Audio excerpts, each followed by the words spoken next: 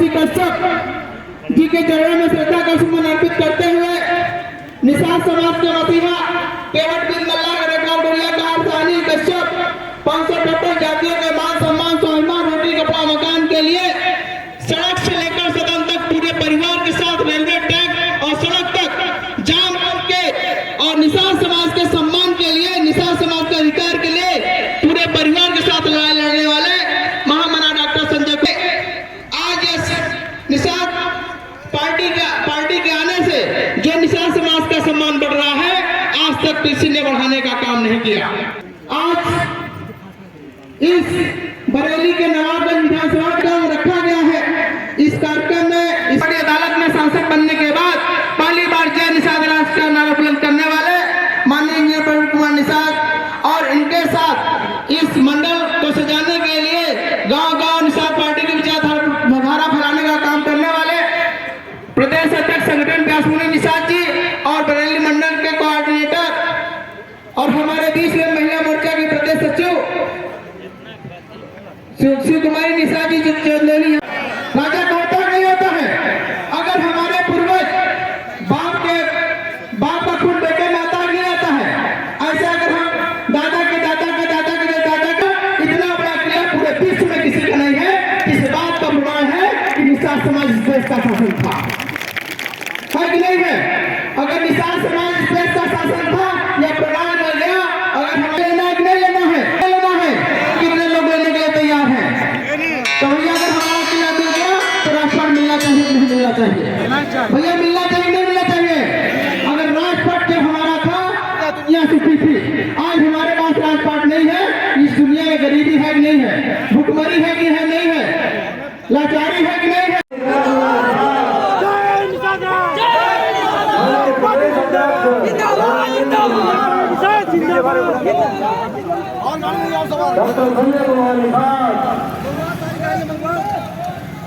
Doctor Sanjay Kumar Nishad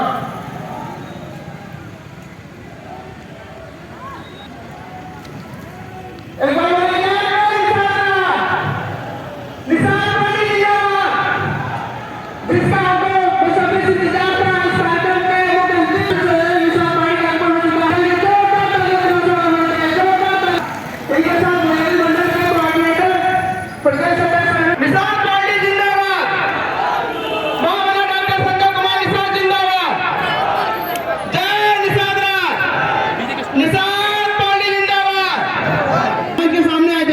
इधर बगल में जो बैठे हैं भगवान के सामने आ जाए। साथियों,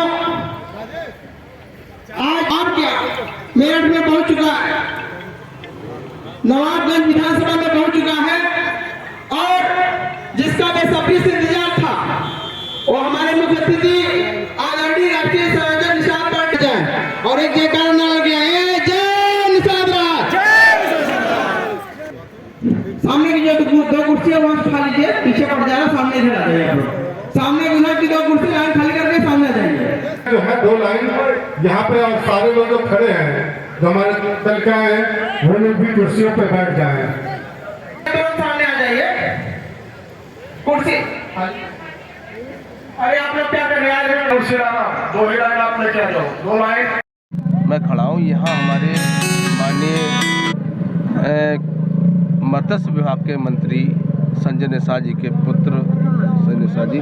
सर जी, आज जो यात्रा चल रही है, किस मामला क्यों इस चीज़ में चल रहा है? देखिए, ये यात्रा संवैधानिक अधिकार यात्रा है। संविधान में जो हमें मिला हुआ आरक्षण है उसको लागू कराने के लिए यात्रा है और ये यात्रा 30 नवंबर को मां शाकुंभरी देवी शक्तिपीठ से जो जनपद सहारनपुर में नकुल विधानसभा से शुरू होती है, बेहट विधानसभा से, और वो यात्रा का आज 17वां दिन है और हम लोग विधानसभा नवाबगंज जनपद बरेली में आज ये यात्रा। आपने अब तक कितने जिला और कितने तहसील कर लिए? अब देखिए, हम लोगों की जो यात्रा है हर जनपद में पहुंचकर जितने भी निषाद बाहुल्य विधानसभा है, कश्यप बाहुल्य हमारे विधानसभा है जिसमें हमारी संख्या 30 से 40,000, 50,000, 60,000 है, उन सारे विधानसभाओं में ये यात्रा जा रही है।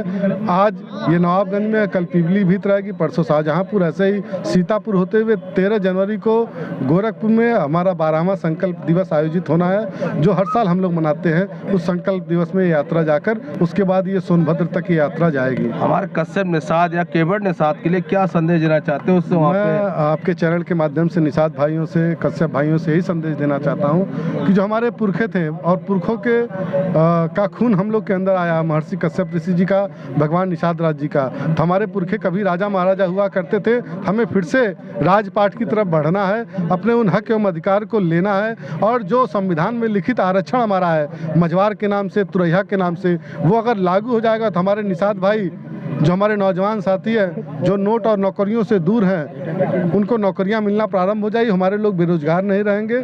आरक्षण एक व्यवस्था है, संवैधानिक व्यवस्था है, जिससे हम लोग, जो संविधान है, सब मतलब बराबर, विधान मतलब कानून, सबके लिए ये कानून बराबर है। लेकिन ये तभी संभव हो पाता है कि जिन जिन लोगों की सत्ता रहती है, उनकी व्यवस्था होती है, उनके लोग मालामाल होते हैं। तो इसी प्रकार निषाद पार्टी भी इनके लिए आई है, निषाद भाइयों के लिए, कश्यप भाइयों के लिए, कि अगर हमारी सत्ता आ जाएगी तो हम भी अपने लोगों को व्यवस्था देंगे। अच्छा, सन 2004 से बहन जी मायावती सरकार आई, समाज पार्टी, उन्होंने सबने कहा था कश्यप समाज जैसे समाज को हम अनुसूचित जाति में ऐसे। निश्चित तौर पर वादा तो सबने किया, लेकिन अधिकार कहाँ दिया, हिस्सा कहाँ दिया? बेईमानों ने हिस्सा अगर दिया होता तो आज हमें पूरे प्रदेश में दर दर की ठोकरें नहीं खानी पड़ती, हम लोग को चलना नहीं पड़ता, हम लोगों को अपना घर बार नहीं छोड़ना पड़ता। हमारे जितने भी नन्हे मुन्ने बच्चे हैं, नौजवान साथी हैं, अपना सब लोग रोजगार त्याग करके इस मीटिंग को, इस संवैधानिक अधिकार यात्रा को मजबूती प्रदान करने के लिए अब घरों से निकल चुके हैं। और वो दिन दूर नहीं कि जब हम अपने समाज को वो संवैधानिक अधिकार दिलाकर रहेंगे, मझवार के नाम से, तुरैया के नाम से आरक्षण दिला के रहेंगे। बसपा ने हमारे साथ धोखा दिया और मयंक जी कुर्सी पर बैठते ही उस आरक्षण को तुरंत समाप्त करने का काम किया। सन 2019 से सन 2027 में अगर बनती है सरकार, तो क्या हमारे कौन कौन जाति को आप? निश्चित तौर पर अगर हमारी 2027 में सरकार बनती है या हम सरकार के सहयोगी रहेंगे, तो हम लोग सबसे पहला काम अपने इस निषाद भाइयों के लिए, कश्यप भाइयों के लिए, जो संविधान में लिखित आरक्षण है, उसको लागू करने का काम। जाति कितनी कितनी है? थोड़ी 578 उपजातियों में हम लोग बटे हुए हैं। निषाद भाई, केवट भाई, बिंद भाई, मल्लाह भाई, कश्यप भाई, तुरैया भाई, रैकवार, बाथम, तुरहा, ऐसी तमाम 578 उपजातियों में हम लोग बटकर, और हमें बांट कर रखा, हमारे और अधिकारों को छाट कर रखा। तो हम लोगों ने भी मोदी जी की तरह एक नारा दिया है, अगर बटेंगे तो अधिकारों से छटेंगे, एकत्रित होंगे तो हम लोग अधिकार पालेंगे, एक होंगे तो सेफ होंगे, तो एक होंगे तो सेफ हो जाएंगे। तो मैं इसी तरह 578 उपजातियों को जोड़ने के लिए निषाद पार्टी की यात्रा निकली हुई है। ये दशा हो गए थे, 70 साल का, 2000 सालों का इतिहास हमें पता नहीं था, लेकिन ये इतिहास आपको बताने के लिए सिर्फ और सिर्फ निषाद पार्टी आई कि नहीं आई? बोलिए भैया, आई कि नहीं आई? निषाद पार्टी के नेता महामना माननीय डॉक्टर संजय कुमार निषाद जी आए कि नहीं आए? आपको इतिहास का बोध कराया कि नहीं कराया? वो कौन सा इतिहास? और उस धरती और उस किले पर 13 जनवरी 2013 को हम लोगों ने एक संकल्प लिया था, एक संदेश के माध्यम से हम लोग उस किले पर पहुंचे थे। 13 जनवरी 2013 पर माननीय अध्यक्ष जी के साथ हम लोग 23 साथियों के साथ उस किले पर हम लोगों ने रात्रि में पहुंचने का काम किया था।